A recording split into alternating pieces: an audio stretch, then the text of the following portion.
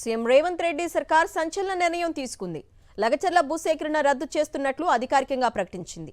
వికారాబాద్ జిల్లా లగచర్ల భూ వివాదంలో గిరిజనుల ఆందోళనకు ప్రభుత్వం వెనక్కు తగ్గింది. ఈ మేరకు భూసేకరణ రద్దు చేస్తూ ఉత్తర్వులు జారీ చేసింది. ఫార్మా విలేజ్ కోసం దుద్యాల మండలం లగచర్లలో భూసేకరణను నిలిపివేస్తూ రాష్ట్ర ప్రభుత్వం ప్రకటన విడుదల చేసింది. భూసేకరణ చట్టం 2013లోని సెక్షన్ 93 ప్రకారం ఉపసంహరించుకున్నట్లు నోటిఫికేషన్ విడుదల చేసింది. గ్రామాల్లో ప్రజల అభిప్రాయ సేకరణ తర్వాత భూసేకరణ రద్దు చేసినట్లు జిల్లా కలెక్టర్ ప్రకటన చేశారు. ఆయా గ్రామాల ప్రజల నుంచి తీవ్ర వ్యతిరేకత రావడంతో తెలంగాణ ప్రభుత్వం ఈ నిర్ణయం తీసుకుంది.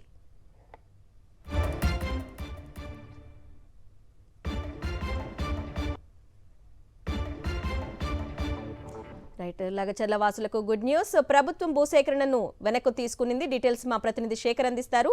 శేఖర్, చెప్పండి, గిరిజనులు ఆందోళన చేయడంతోనే ప్రభుత్వం ఈ నిర్ణయం తీసుకుందనుకోవచ్చా?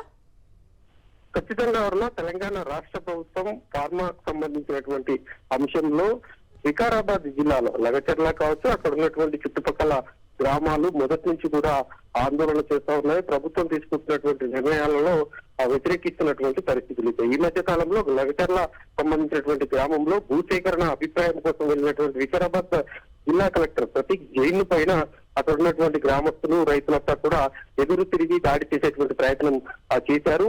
అదే విధంగా గ్రామాలు మొత్తం కూడా భూసేకరణకు సంబంధించినటువంటి అంశం మీద వ్యతిరేకించడమే కాకుండా ఫార్మా పొల్యూషన్ కు సంబంధించినటువంటి కంపెనీలు ఏవి కూడా రావద్దంటూ పరాఖండిగా చెప్తున్నటువంటి పరిస్థితులు. ఇక రాష్ట్ర ప్రభుత్వం భూసేకరణకు చేసినటువంటి ప్రజాభిప్రాయ సేకరణలో 80% పైచిలకు ప్రజలంతా కూడా వాటిని వ్యతిరేకించడంతో ఈ రోజు అధికారికంగా నోటిఫికేషన్ విడుదల చేసింది. గతంలో చేసినటువంటి నోటిఫికేషన్ అన్నింటినీ రద్దు చేయడంతో పాటు ఫార్మాసిటీ కూడా ఎక్కడా లేదు అంటూ ఇప్పటికే ప్రకటన చేయడమే కాకుండా టెక్స్టైల్ కి సంబంధించినటువంటి పార్కులు కావచ్చు, ఇండస్ట్రియల్ పార్కులకు సంబంధించినటువంటి నోటిఫికేషన్ ను రేపు కొత్తగా విడుదల చేస్తామని ప్రకటన చేసినటువంటి సిచ్యువేషన్స్ ఉన్నాయి. కాబట్టి రేపు విడుదల చేసేటువంటి నోటిఫికేషన్ లో ఎట్లాంటి అంశాలు పొందుపరుస్తుంది అన్నది చూడాల్సి ఉంటుంది. ఇక ఈ రోజు రద్దు చేసినటువంటి నోటిఫికేషన్ లో 650 ఎకరాలకు పైచిలకు మాత్రమే ఉంది.